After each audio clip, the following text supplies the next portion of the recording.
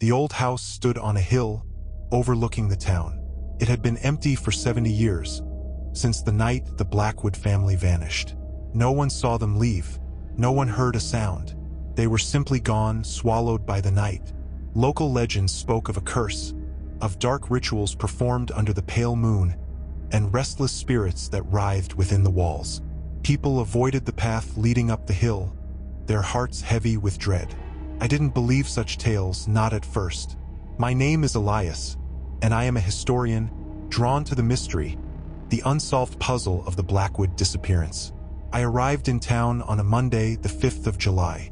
The summer heat hung heavy, pressing down like a suffocating blanket, a strange contrast to the cold dread that coiled in my stomach. I booked a small room at the only inn, its wood creaking like old bones. The innkeeper, a woman with eyes as deep as a well and a voice like rustling leaves, warned me.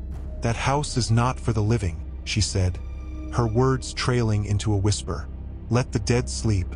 They don't like to be disturbed."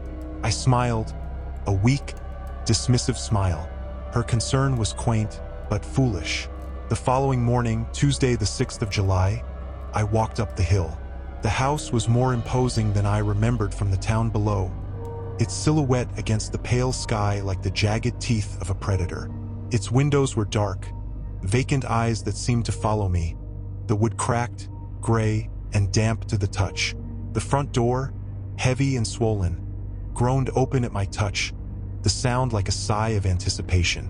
A chill ran down my spine, a cold finger tracing my skin, despite the heavy, humid air. Inside, dust lay thick, a silent shroud covering everything. The air was heavy, smelling of old paper, and something else, something sweet and cloying, like flowers left to rot in the sun. The furniture was covered in white sheets, like silent ghosts waiting for their release. I moved slowly, my pen scratching across my notebook. The first room was the main living area, empty except for a silent piano and the chairs, their shapes obscured beneath the dusty cloth. The walls were covered in faded wallpaper, a repeating pattern of dark roses that seemed to writhe as I looked at them. The next room was the dining room. A long oak table, its surface sticky to the touch, sat in the center, surrounded by chairs. The place settings were still there, each plate a blinding white against the dark wood, as if the family had just finished a meal, a silent feast that was never consumed. The cutlery, dull and cold, gleamed faintly in the dim light. I touched a knife. It felt icy, like it had been buried in a tomb. Upstairs, the bedrooms were untouched, each filled with the detritus of the Blackwoods' past. Clothes hanging in the closets, books piled on the nightstands.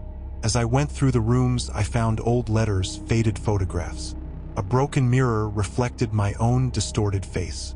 I was piecing together their story, but it felt like a puzzle that only became more twisted and confusing with each new piece. The letters spoke of strange experiments, of a search for something they called the veil, a dark substance that offered a new reality. In the master bedroom, I found a diary. Its pages were brittle like dried leaves. The last entry was dated the 20th of June, 70 years ago. The handwriting was shaky, as if the writer were on the edge of madness. "The veil is near. I can feel its pull, its cold, wet embrace. Our final transformation will be complete soon. We will be the first to transcend." The following page had been violently ripped out. I felt a prickling sensation at the back of my neck, the feeling of being watched. I whirled around, but there was nothing, only the shadows that seemed to stretch and twist. I left the diary on the table and went downstairs. That night, back at the inn, I had a dream. I was in the house again, but it was different. The rooms were filled with a pale, sickly light and echoed with the sound of laughter, but it was an eerie laughter, cold and hollow. I saw the Blackwood family, the mother, the father, and 2 children. They were happy, but their eyes were black and empty, staring right through me, like I was a ghost in their world. The mother turned to me and said, "You are the next. We have been waiting." I woke up in a cold sweat, my heart pounding, the dream lingering like a bitter taste in my mouth. Felt disturbingly real, like a memory, not a dream. On Wednesday, July 7th, I went back to the house. The front door was not just locked, but felt heavier, covered in something sticky and resisting. When I finally forced it open, the house was transformed. The rooms were rearranged. Furniture that had been downstairs now rested on the ceilings. The wallpaper was peeling, and the rose pattern seemed to bloom into something more sinister, like eyes staring out from the wall. It was disorienting, like walking through a nightmare. I had walked through it before.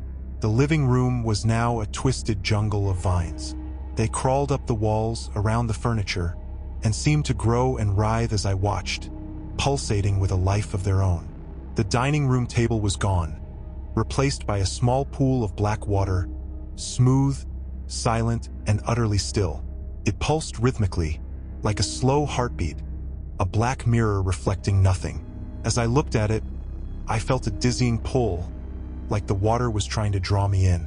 Upstairs, in the master bedroom, the diary was gone, but the room was now strangely bare, cold, and empty. I felt a deep, cold panic rising within me. I was not alone. The house was watching, and it was waiting for me. I looked into a window, but I didn't see the hills. I didn't see the town.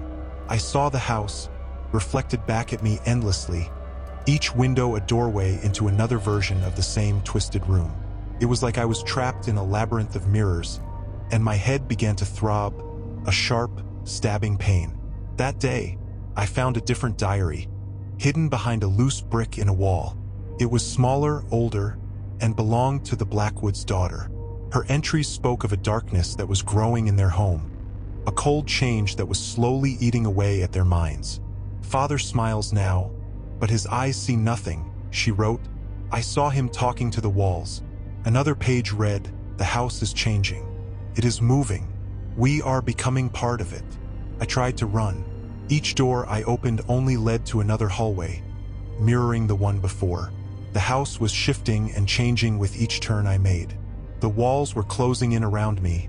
The temperature dropped, and the sweet, cloying smell became overpowering, making my stomach turn. I saw shadows moving in my peripheral vision, figures that slipped away when I turned to look, whispers that followed me like tendrils of smoke. On the 9th of July, or maybe it was the 10th or the 11th, time had lost all meaning. I found a room that had not been there before. It was at the end of a long, winding corridor. The room was small and circular. A single chair sat in the center, facing a table, and on the table a small silver knife, the same one from the original dining room, shone with a strange light, no longer cold but warm to the touch. Felt like it was calling to me, beckoning. I sat in the chair, my body shaking, and picked up the knife. As I held it, I felt an understanding wash over me. The house was alive, a hungry thing. It had consumed the Blackwoods, and now it wanted to consume me. And I knew what I was supposed to do, what the voices had been whispering all along. I was the final piece to complete its terrible design. I looked down at the blade, and I did not see my reflection. Instead, I saw a pale face with hollow eyes and a cold, sweet smile that stretched too wide. The smile deepened, and the eyes seemed to absorb the light around them. The story ends there, or perhaps it's just beginning. The house is still on the hill, and it is always looking for the next one. What do you think happened to Elias? And what has become of the Blackwoods? Maybe the answer is in the walls. Maybe in the black water. Maybe you'll be the one to find out. Just be warned, if you go looking, you might find the house is looking for you too.